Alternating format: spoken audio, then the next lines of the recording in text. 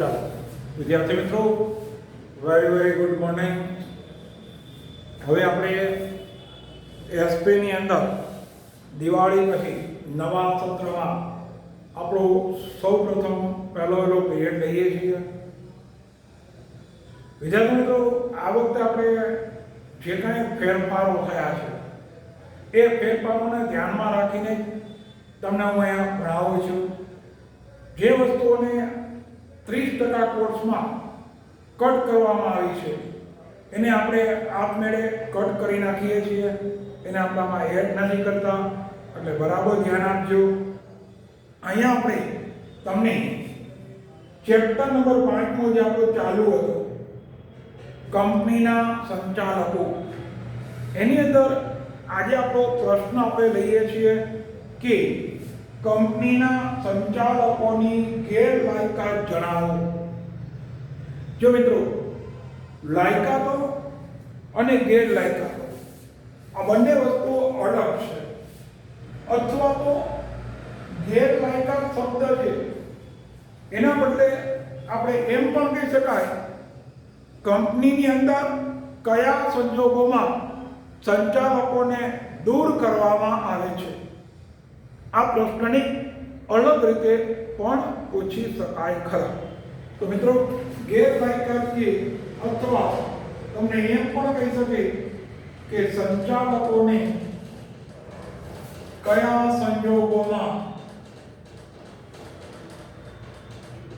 સંજોગોમાં તેના હોદ્દા પરથી દૂર કરવામાં આવે છે. તેના હોદ્દા પરથી દૂર કરવામાં આવે છે. તો આ પ્રશ્ન બે રીતે પૂછી શકાય કે સંચાલકોને એવા કયા સંજોગો, એવી કઈ પરિસ્થિતિ નું સર્જન થાય કે તેને તેના વર્તમાન હોદ્દા ઉપરથી દૂર કરવા પડે, અથવા તો ટૂંકનો સંચાલકોની ગેરલાયકાતો જણાવો. આ જે આપણો પ્રશ્ન છે મિત્રો, એ પરીક્ષામાં અતિ મહત્વનો છે. આ પ્રશ્ન માર્ચ 2006, 10, 11, 12, 13, 14, 15 અને 16 ત્યાં સુધી આ પ્રશ્ન પૂછાયેલો છે. છેલ્લે આપણે 18ની અંદર અને 19માં પણ આ પ્રશ્ન પૂછાણો. જુલાઈની અંદર આ પ્રશ્ન પૂછાય છે.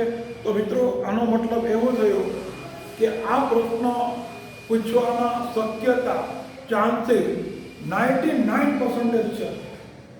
99.9% તમારા પેપરમાં આ પ્રશ્ન પૂછાય. તો એને બરાબર ધ્યાન આપજો. કોઈ પણ કંપની હોય, કંપનીની અંદર સંચાલકો છે એ સૌથી મહત્વનું સ્થાન ધરાવે છે. તો 1956નો આપણો કંપની ધારો છે. આ 1956ના કંપની ધારાની અંદર 2013ની અંદર નવો કંપની ધારો આવ્યો. 2013ના કંપની ધારાની અંદર 1956 વખતે જે બનાવ્યો હતો એમાં એ સમયે જે સંજોગો હતા એ મુજબ નિયમો બનાવ્યા હતા. તો 2013માં આટલા બધા વર્ષો વયા ગયા હોય તો પરિસ્થિતિ અને સંજોગોમાં બદલાવ આવે. એને ધ્યાનમાં રાખીને 2013માં આજથી 7 વર્ષ પહેલા નવો કંપની ધારો છે એ બનાવવામાં આવ્યો. તો નવો જે કંપની ધારો 2013માં આવ્યો, એની અંદર પણ 2014માં થોડાક સુધારા કરવામાં આવ્યા. તો 2013માં જે કંપની ધારો હતો એમાં થોડા ઘણા સુધારા વધારા 2014માં આવ્યા.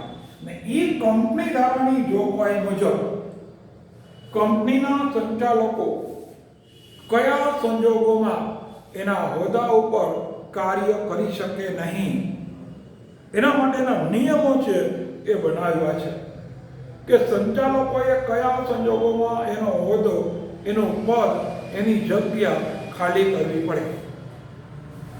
તો કંપનીના સંચાલકોની ગેરલાયકાતો કયો, સંચાલકોને કયા સંજોગોમાં એનો હોદ્દો ખાલી કરવો પડે કયો, સંજોગો કે પરિસ્થિતિ કયો, બધું એક જ. તો હવે આપણે એક પછી ધ્યાનમાં લઈએ, પહેલો જ પોઈન્ટ કે જે કંપનીના સંચાલકો અસ્થિર મગજના બને. પહેલો જ પોઈન્ટ, કોઈ પણ કંપનીનો સંચાલક છે એ અસ્થિર મગજનો બને. યાદ રાખજો, તમારી જે માનસિક સ્થિતિ છે, આ માનસિક સ્થિતિ યોગ્ય ન હોય, તમે અદાલત દ્વારા તમને માનસિક અસ્થિરતાનો સર્ટિફિકેટ મળે. તો આજે તમારી માનસિક પરિસ્થિતિ અસ્થિર મગજના બનો તો તમે સમજી શકો કે આવી અસ્થિર મગજની વ્યક્તિ હોય, જેની મગજની કોઈ સ્થિરતા ન હોય, આવી વ્યક્તિ કંપનીનો સંચાલક હોય તો એ પોતાનું કામ કરી શકે નહીં. તો ફરજિયાતપણે આવી અસ્થિર મગજની વ્યક્તિને તમે કંપનીમાં સંચાલક તરીકે રાખી શકતા નથી. આપણો પહેલો નિયમ કે અસ્થિર મગજની આવી કોઈ વ્યક્તિ હોય એને કંપનીમાં સંચાલક તરીકે રાખી શકાય નહીં. નંબર 2, નાદાર જાહેર થાય. આ મુદ્દો પણ આપણે અગાઉ આવી ગયો છે. નાદાર જાહેર થવું એટલે શું? તમારી આર્થિક પરિસ્થિતિ ખરાબ બને. કંપનીના સંચાલકોની વ્યક્તિગત રીતે આર્થિક પરિસ્થિતિ હોય એ ખરાબ બને. કોઈ એવા સંજોગો બને મિત્રો, એવી પરિસ્થિતિનું સર્જન થાય કે તમારી આર્થિક પરિસ્થિતિ હોય એ અતિ ખરાબ થઈ જાય. અત્યારે આપણે જે ગંભીર બીમારી કોરોનાને કારણે મોટાભાગના ઉદ્યોગ ધંધાઓ, જે માર્કેટ છે એ સાવ ઠપ થઈ ગઈ છે. તો કોઈ પણ કંપનીનો સંચાલક છે એ નાદાર જાહેર થાય. કંપનીના સંચાલકોને નાદાર જાહેર થવું એટલે તમારી દેવું ચૂકવવા માટે તમારી આર્થિક પરિસ્થિતિ ના હોય. તમારી પાસે માણસો પૈસા માંગતા હોય, એ દેવું તમે ચૂકવી શકો એવી તમારી આર્થિક પરિસ્થિતિ ના હોય તો તમને અદાલત દ્વારા નાદાર જાહેર કરવામાં આવે છે. જ્યારે તમને અદાલત નાદાર જાહેર કરે ત્યારે આવી નાદાર જાહેર થયેલી વ્યક્તિ હોય એને આપણે કંપનીમાં સંચાલક રાખી શકાય નહીં. કારણ કે કંપનીની અંદર જે બહારના પક્ષકારો છે, રોકાણકારો, લેણદારો, ગ્રાહકો, કંપનીના પોતાના કર્મચારીઓ, શેર હોલ્ડરો, સરકાર, આ બધા જ પક્ષકારો છે એ નાદાર જાહેર થયેલી વ્યક્તિ હોય એના ઉપર આપણે વિશ્વાસ રાખી શકો નહીં, એનો આર્થિક ભરોસો કરી શકો નહીં. તો એના માટે જે વ્યક્તિ નાદાર જાહેર થાય આવી વ્યક્તિને કંપનીના સંચાલક તરીકે રાખી શકાય નહીં. એને ફરજિયાતપણે તેની હોદ્દો છે, એનું સ્થાન છે, એમાંથી એને કાઢી મૂકવામાં આવે. નેક્સ્ટ, માની લો કે કોઈ વ્યક્તિએ નાદાર જાહેર થવા માટે અદાલતમાં અરજી કરી હોય. યાદ રાખજો, કંપનીનો સંચાલક છે એ સંચાલકે પોતે અદાલતમાં અરજી કરી છે કે ભાઈ મને મારું દેવું ચૂકવવા મારી પાસે પર્યાપ્ત પૈસા નથી, તો મને નાદાર જાહેર કરવા વિનંતી. હવે કોઈ સંચાલકે સામેથી આવી અરજી કરી હોય તો આવી વ્યક્તિને પણ કંપનીમાં સંચાલક તરીકે ચાલુ રાખવામાં આવે નહીં. કારણ કે મિત્રો ખાસ ધ્યાન આપજો, નાદાર જે વ્યક્તિ જાહેર થાય છે અથવા તો જે નાદાર જાહેર થવા તરફ છે, આ બંને સિચ્યુએશન એક જ છે. તમે નાદાર જાહેર થાવ કે ભવિષ્યમાં નાદાર થાવ, તમારી આર્થિક જે પરિસ્થિતિ છે એના ઉપર સમાજના કોઈ લોકો વિશ્વાસ રાખી શકે નહીં. સમાજના લોકો તમારા ઉપર ટ્રસ્ટ મૂકી શકે નહીં. તો આવી જે વ્યક્તિએ નાદાર જાહેર થવા માટે અરજી કરી હોય અદાલતમાં, ભલે ને નાદારીનું સર્ટિફિકેટ ન મળ્યું હોય, પણ તમે અરજી કરી છે તો પણ તમે કંપનીની અંદર સંચાલક તરીકે રહી શકતા નથી. તો આ આપણો પોઈન્ટ કે જેને માત્ર અરજી કરી હોય આવા વ્યક્તિઓને પણ એને સંચાલક તરીકે રાખી શકાય નહીં. નૈતિક અર્ધપતન માટે 6 મહિનાની સજા જેને પામવી હોય. નૈતિક અર્ધપતન એટલે તમને નૈતિક અર્ધપતનનો અર્થ એવો થાય કે તમે કોઈ એવું કાર્ય કરો કે જે સમાજ દ્વારા અને સરકાર દ્વારા એને ગેરલાયક ગણવામાં આવે. તમે સમાજને નુકસાન થાય, સમાજના લોકોને નુકસાન થાય એવું કોઈ કાર્ય કરો કે જે આપણા કાયદા વિરુદ્ધનું હોય. ચોરી કરો, લૂંટફાટ કરો, ભ્રષ્ટાચાર કરો, દેશ વિરોધી કોઈ કાર્ય કરો, તો આવું કોઈ તમે કાર્ય કરો અને એ કાર્ય જ્યારે કોઈ વ્યક્તિ અર્ધપતન કહેવાય અને આ અર્ધપતન માટે એને અદાલત દ્વારા 6 મહિનાની ઓછામાં ઓછી 6 મહિનાની સજા કરવામાં આવી.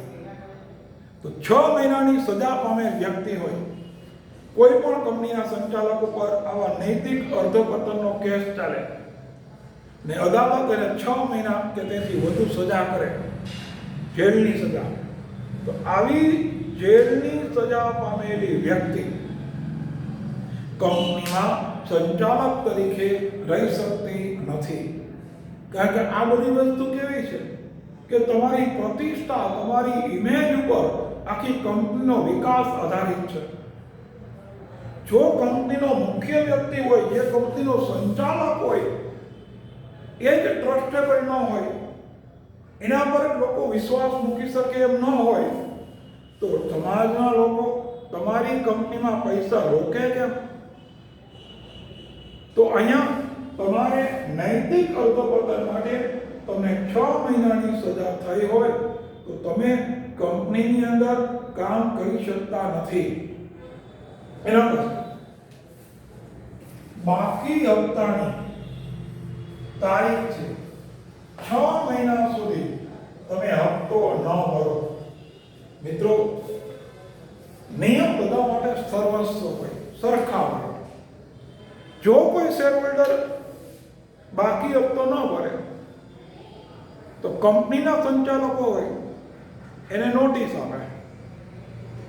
નોટિસ આપવા છતાં એ પૈસા ન ભરે તો કંપનીના સંચાલક કાયદેસર પ્રક્રિયા કરી એના શેરને જપ્ત કરે. તો જે શેરહોલ્ડર માટે નિયમ છે એ જ કંપનીના સંચાલક માટે નિયમ છે. જો કોઈ કંપનીનો સંચાલક હોય એને લાયકાતના શેર ખરીદવા જ પડે. લાયકાતના શેર એટલે સંચાલક બનવા માટે કાયદા દ્વારા નિયત કરેલા શેર સંચાલકે ફરજિયાત ખરીદવા પડે. જો તમે આવા શેર ન ખરીદો તો તમે કંપનીના સંચાલક બની શકતા નથી. તો કંપનીના સંચાલક બનવા માટે આ આપણી પ્રાથમિક લાયકાત છે કે તમારે કંપનીની અંદર શેર ખરીદવા પડે. હવે કંપનીના સંચાલકે શેર ખરીદ્યા હોય તો આપ જાણો છો કે શેરના પૈસા કંપની અલગ અલગ રીતે મગાવે. બધા પૈસા એકારે ન મગાવે. કંપની હોય અરજી, મંજૂરી, હપ્તો, હપ્તાના પ્રકાર પાડી. પ્રથમ હપ્તો હોય, આખરી હપ્તો હોય વગેરે. તો કંપનીના સંચાલકોએ લાયકાતના શેર ખરીદવા માટે અરજી અને મંજૂરી, અરજીના પૈસા ભરી દીધા, મંજૂરીના પૈસા ભરી દીધા. આજે હપ્તાના પૈસા છે એ ન ભરે.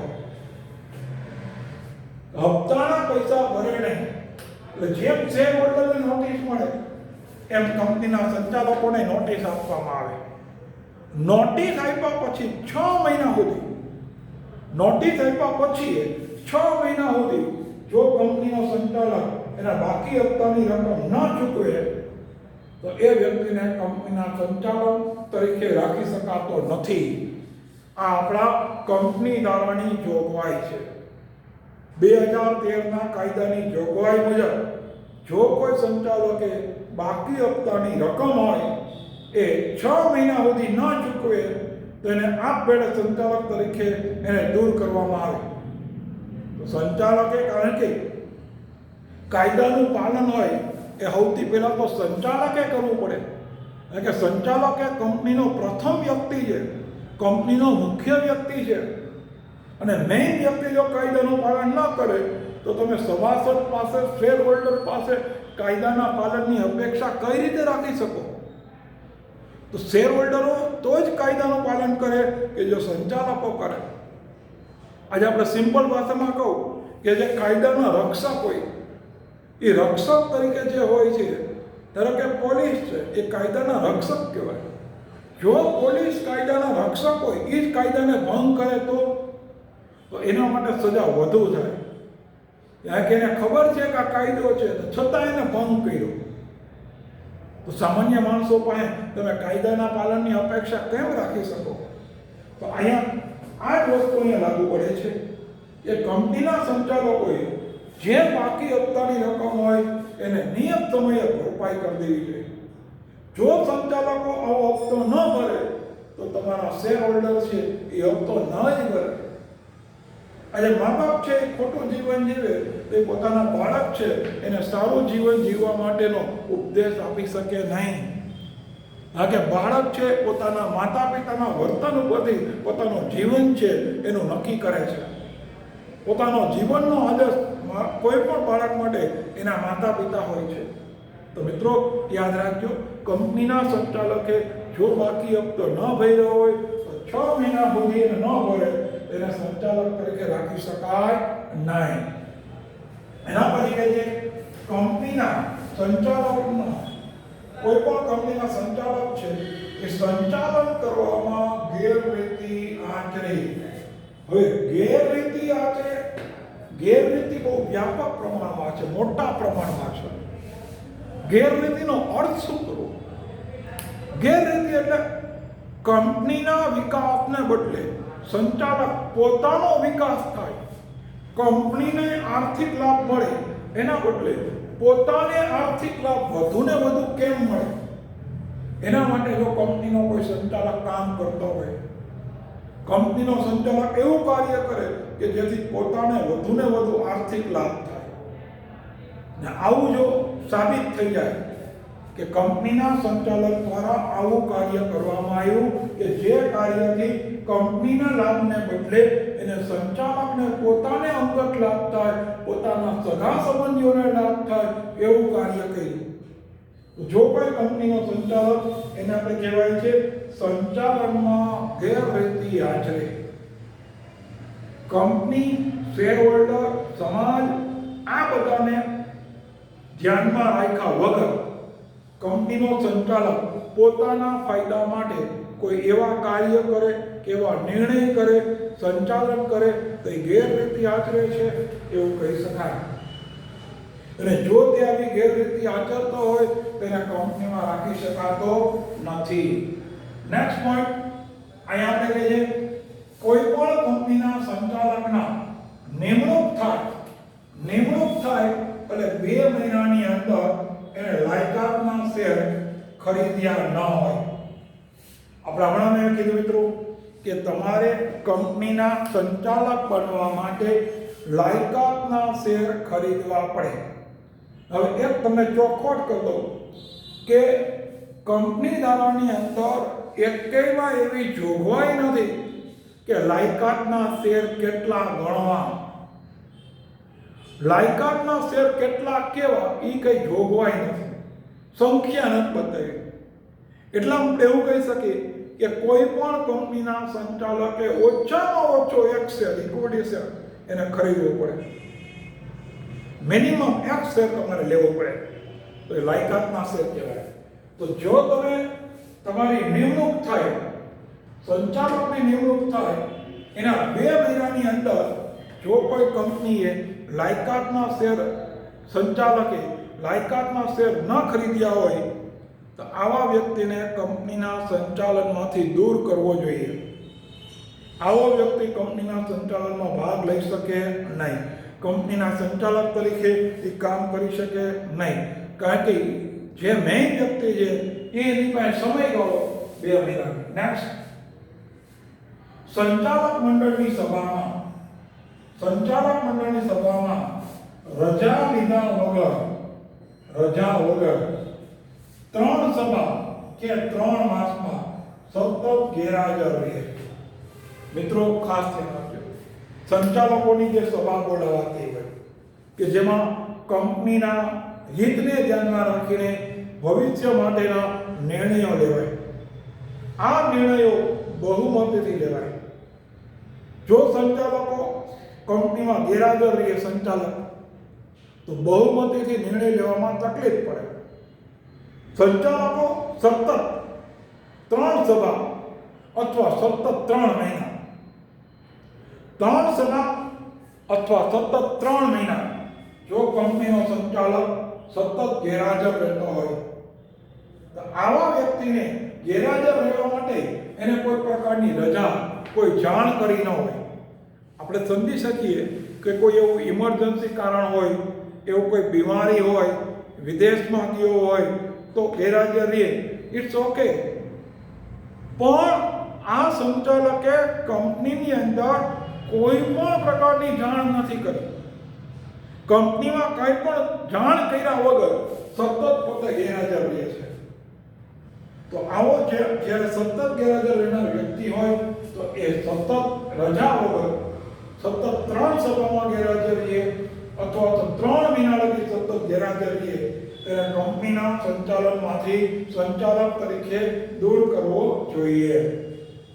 એના પછી કંપનીના હિસાબોની અંદર ગોટાળા, ભૂલ, છેતરપિંડી, આ જે હિસાબો હોય, કંપનીના હિસાબો છે, એ હિસાબોની અંદર કોઈ પણ કંપનીનો સંચાલક ગોટાળા કરે, ભૂલો કરે, છેતરપિંડી કરે, કંપનીને જે કુલ ચોખ્ખો નફો થયો હોય એ નફા કરતાં નફો વધુ બતાવે અથવા નફા કરતાં ઓછો નફો બતાવે, ઉપરના પૈસા પોતાના ઘરે લઈ જાય, હિસાબો લખવામાં ભૂલ કરે, તો આ બધાનું પરિણામ કોને ભોગવવું પડે? કંપનીના શેરહોલ્ડરને, કંપનીના માલિકને. કંપનીને નફો થયો છે એના કરતાં ઓછો નફો બતાવે અને કંપનીના શેરહોલ્ડરને ડિવિડન્ડ ઓછું આપે, સરકારને નુકસાન થાય. જે નફા ઉપર ટેક્સ ભરવાનો આવે, ટેક્સ ન ભરવો પડે એટલે નફો ઓછો બતાવે, તો એ સરકારને નુકસાન થયું. તો સરકારને જવાબદાર બને, સમાજને પણ જવાબદાર બને. કર્મચારીને કંપનીના નફા ઉપર પગાર મળતો હોય એ પગાર ઓછો આપે. તો મિત્રો, કંપનીનો સંચાલક પોતે હિસાબોની અંદર જ્યારે આવા કોઈ ગોટાળા, ભૂલો કે છેતરપિંડીઓ કરે, જેનાથી દરેક સમાજના પક્ષકારને, શેરહોલ્ડરો, રોકાણકારો, સરકાર, ગ્રાહકો, કર્મચારીઓ, આ બધાને એનું નુકસાન થાય, તો આવા વ્યક્તિઓને તમે કંપનીના સંચાલક તરીકે રાખી શકતા નથી. અને છેલ્લે ખાનગી કંપની હોય, જો યાદ રાખજો, આ તમને એવું ન થવું જોઈએ કે નિયમ ખાલી જાહેર કંપનીને લાગુ પડે. પ્રાઇવેટ લિમિટેડ કંપની હોય, કોઈ પણ ખાનગી કંપની હોય, ખાનગી કંપનીનો સંચાલક છે, એને પોતાને કંપનીમાંથી ઉછીના પૈસા જોતા હોય, ખાનગી કંપનીના સંચાલકને કંપનીમાંથી ઉછીના પૈસા જોઈએ છે, તો એને ઉછીના પૈસા લેવા માટે એને આપણી જે કેન્દ્ર સરકાર છે, આ કેન્દ્ર સરકારની મંજૂરી લેવી પડે અને કેન્દ્ર સરકારની મંજૂરી લઈને પોતાની ખાનગી કંપનીમાંથી પોતાના અંગત વપરાશ માટે નાણાં લઈ શકે. તો માની લો કે કોઈ પણ ખાનગી કંપનીનો સંચાલક હોય, આ ખાનગી કંપનીના સંચાલકે આવી કોઈ પણ પ્રકારની મંજૂરી લીધા વગર, ખાનગી કંપનીના સંચાલકે આવી કોઈ પણ પ્રકારની મંજૂરી લીધા વગર પોતે પોતાની મેળે સરકારની મંજૂરી લીધા વગર પોતાની કંપનીમાંથી ઉછીના પૈસા લે, તો આવા વ્યક્તિને કંપનીના સંચાલક પદેથી દૂર કરવામાં આવે છે. કારણ કે તમારી ભલે કંપની ખાનગી હોય, ખાનગી કંપનીની હારે ઘણા બધા પક્ષકારો જોડાય છે મિત્રો. ખાનગી કંપનીમાં કામ કરતા કર્મચારીઓ હોય, ખાનગી કંપનીનો ઉપયોગ કરનાર એના ગ્રાહકો હોય, ખાનગી કંપની છે એની અંદર રોકાણ કરનાર વ્યક્તિઓ પણ સમાજમાં હોય, ખાનગી કંપનીને ઉછીની વસ્તુ આપનારા એના લેણદારો પણ હોય. તો ખાનગી કંપની માટે પણ અમુક નિયમો બનાવવામાં આવ્યા છે. યાદ રાખજો કે કંપની દારાની અંદર જાહેર કંપની હોય એના માટે નિયમો થોડાક વધારે બનાવ્યા છે, કારણ કે એમાં પૈસા સમાજના લોકોના છે. શેર હોલ્ડરો સમાજના લોકોને શેર કે ડિબેન્ચર દ્વારા પૈસા મેળવે, સમાજના લોકોનું ડાયરેક્ટ રોકાણ એમાં છે. એટલે જાહેર કંપની પર સરકારનું રિસ્ટ્રિક્શન, બંધન વધુ હોય. પણ જાહેર ખાનગી કંપની હોય એને છૂટછાટ છે, પણ એટલી બધી છૂટછાટ નથી, કારણ કે એની અંદર પણ આપણા સમાજના લોકોના હિતોનું રક્ષણ છે. તો ખાનગી કંપનીનો સંચાલક પોતાની મનમાની, પોતાની ઈચ્છા પડે એમ કંપનીનું સંચાલન કરી શકતો નથી. આ વસ્તુ બરાબર ધ્યાન આપજો. ખાનગી કંપનીની અંદર પણ તમારે અમુક નિયમો અને અમુક જોગવાઈઓ એનું પાલન કરવું પડે. તો આ નિયમને જોગવાઈ મુજબ કોઈ પણ ખાનગી કંપનીના સંચાલકે કેન્દ્ર સરકારની મંજૂરી વગર કંપનીમાંથી જો એને નાણાં ઉછીના મેળવ્યા હોય અને આ વસ્તુ જો સાબિત થાય તો આ ખાનગી કંપનીના સંચાલકને તેના હોદ્દા ઉપરથી દૂર કરવાની સત્તા આપણી સરકારને છે. તો આ સત્તા એને કેન્દ્ર સરકાર દ્વારા આપવામાં આવી છે. 1956ના કંપની ધારા મુજબ આપવામાં આવી છે. તો મિત્રો આ આખો પ્રશ્ન હતો કે કંપનીના સંચાલકોની ગેરલાયકાતો કઈ છે, અથવા કંપનીના સંચાલકોને કયા સંજોગો કે પરિસ્થિતિ મુજબ તેના વર્તમાન હોદ્દા ઉપરથી દૂર કરવામાં આવે. તો આ ગેરલાયકાતો બરાબર ધ્યાન આપવાની છે. આ ટૂંકમાં મેં કીધું બોર્ડની દ્રષ્ટિએ આ પ્રશ્ન બરાબર રીતે ઉપયોગી છે અને પૂછાય છે. તો તમે જ્યારે આ પ્રશ્નનો જવાબ લખો, હજી એમાં એક પ્રશ્ન એડ કરી દઉં છું, એક વસ્તુને ઉમેરી દઉં છું. સંચાલકોના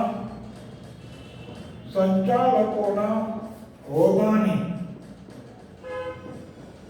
મુદ્દત પૂર્ણ થાય. આ બરાબર ધ્યાન આપજો. સંચાલકોના હોદ્દાની મુદ્દત પૂર્ણ થાય. જ્યારે કોઈ કંપની શરૂ કરવામાં આવી હોય તો કંપનીની અંદર કંપનીના સંચાલકો એના હોદ્દાની મુદ્દત અમુક ટકા વાત છે. 1/3 સંચાલકો હોય તો એ અસ્થિર સંચાલકો બદલાતા હોય, દર વર્ષેમાં થોડા ફેરફાર થાય. તો સંચાલકોનો જ્યારે એના મુદ્દત નક્કી કરી હોય, એ મુદ્દત પૂરી થાય એટલે સંચાલકોના હોદ્દા ઉપરથી આપમેળે એનો જગ્યા છે, એ સ્થાન છે, એ ખાલી કરવું પડે. આપણે કેમ કહીએ કે સરકારી ગવર્મેન્ટ નોકરી કરતો હોય, સરકારી નોકરીમાં 58 વર્ષ થાય એટલે વ્યક્તિ છે ભલે ને બહુ જ સારું કામ કર્યું હોય, એનું શારીરિક અને માનસિક પરિસ્થિતિ સારી હોય, પણ એ વ્યક્તિ 58 વર્ષ થાય એટલે ગવર્મેન્ટ એને નિવૃત્ત કરી દે. એમ કંપનીના સંચાલકોને એની મુદ્દત પૂરી થાય એટલે કંપનીના સંચાલનમાંથી એને નિવૃત્ત કરી દેવામાં આવે.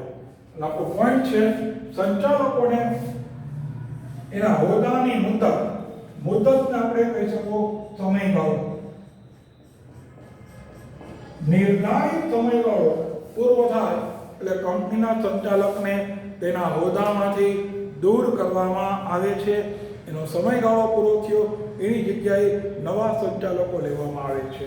તો મિત્રો, આ આપણો અહીંયા પ્રશ્ન કમ્પ્લીટ પૂરો થયો. મોટો પ્રશ્ન પણ કહી શકો.